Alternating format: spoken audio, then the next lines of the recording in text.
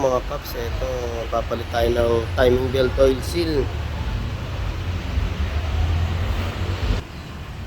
Yan, Honda Civic.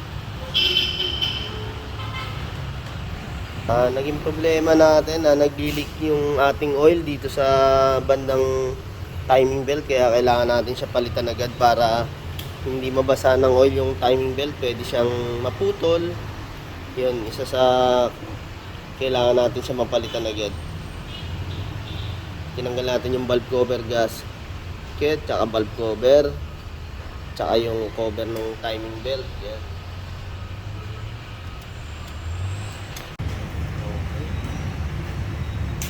Bali yan nga guys, kalag siya ng langis, oh.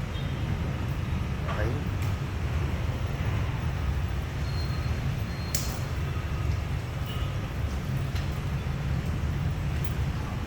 Kaya kailangan natin tanggalin to para mahugot natin yung pinaka oil seal.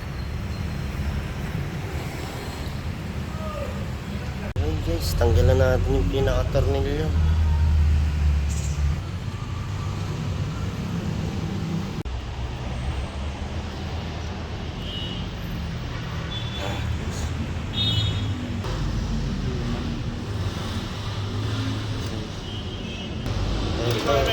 Mga paps, camshaft oil seal natin, isa sa pinagmumulan ng leak.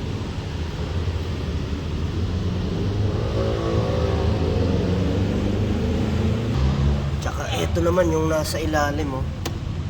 Ayan. Ayan. Dalawang oil seal ang pinapalitan natin sa timing belt. Oh.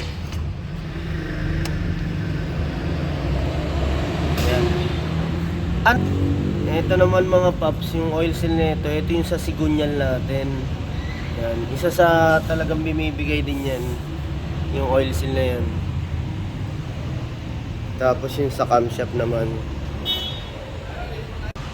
Okay nga mga paps, pagka meron kayong problema sa mga leak ng sasakyan, yan, yan sa oil seal, ayun nga mga paps, ito yung pinaka oil seal natin sa camshaft oil seal. Nilagyan na rin natin silicone gasket, tapos syempre valve cover sinama na natin palitan yan kasi may mga leak na rin. Okay yan mga paps, pag may tanong kayo, message nyo lang kami sa Kulokoy Garage. Makapagbigay tayo ng pwedeng tips sa inyo. Maraming salamat mga idol paps. Thank you. Bali yan mga paps, nilagyan natin ng marka para sa ating timing. Kailangan yan bago natin ikabit yung timing belt, nakatapat yung ating mark, timing mark, para hindi pumalya. Medyo maselan pag hindi natin na itapat yung timing.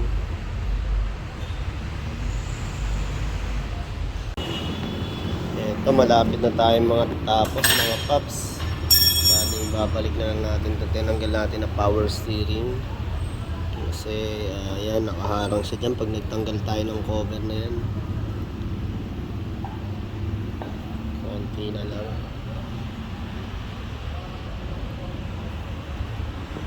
Yan, yung pinakapuli na yung ating isasalpak.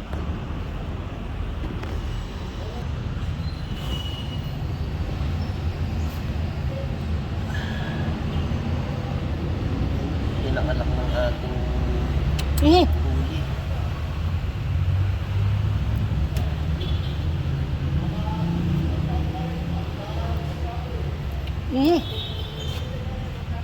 Easy. Relax. Yan mga paps, yung pinakalak ng ating main pulley. Kailangan niya naka-sentrong-sentro.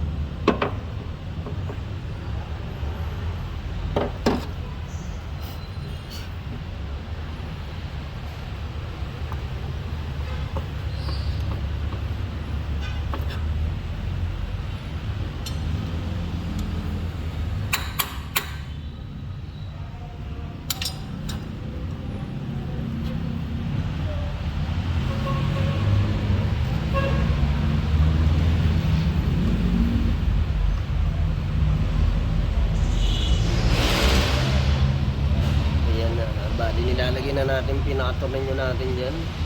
Tapos mga dry belt na lang.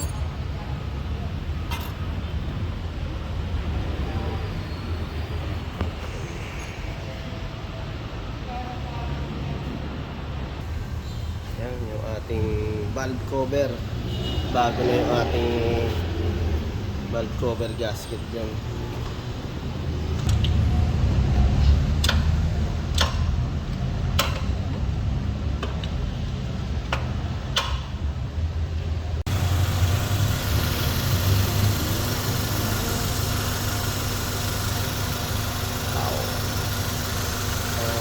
Wala na, boss.